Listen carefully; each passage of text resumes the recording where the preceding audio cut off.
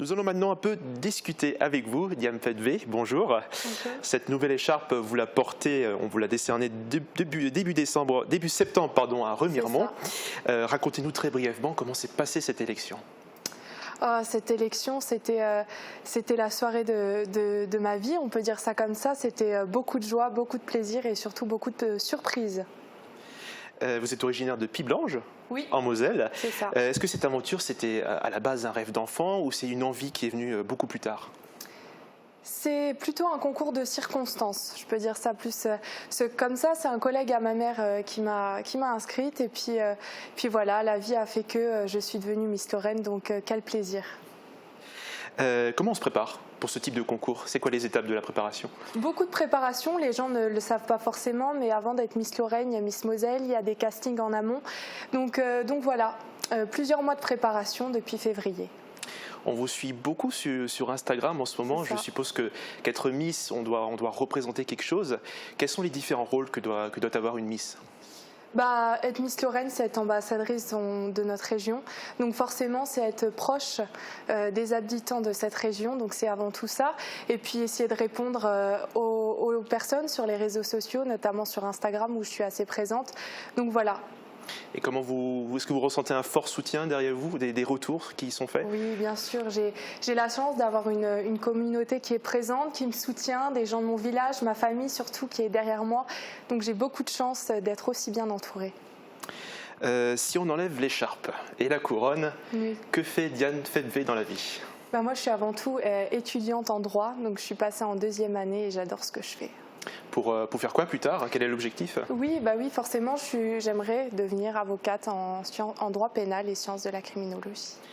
Est-ce que pour se présenter en tant que Miss Lorraine, Miss Moselle, Miss France, oui, est-ce qu'il y a des critères à avoir? Forcément, dans tout concours, il y a des critères.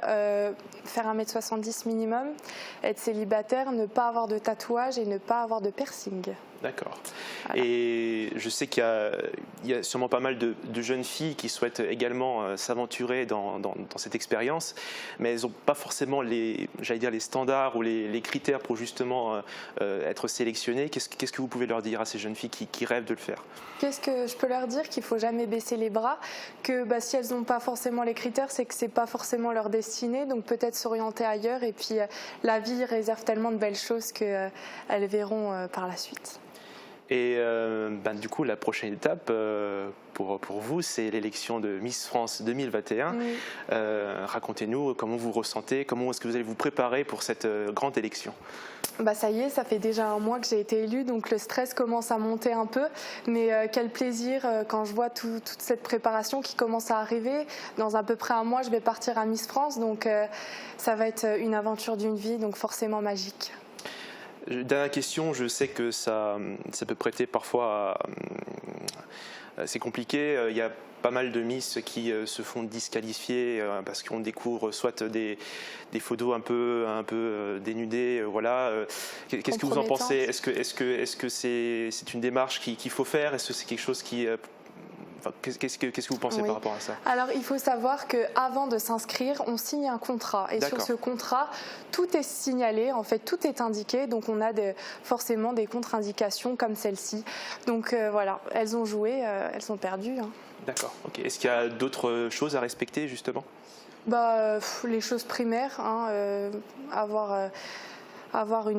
Non, les choses à respecter, c'est tout simplement entrer dans les règles de l'art, si on peut dire ça. Voilà. Après, les photos compromettantes, malheureusement, c'est propre à chacun.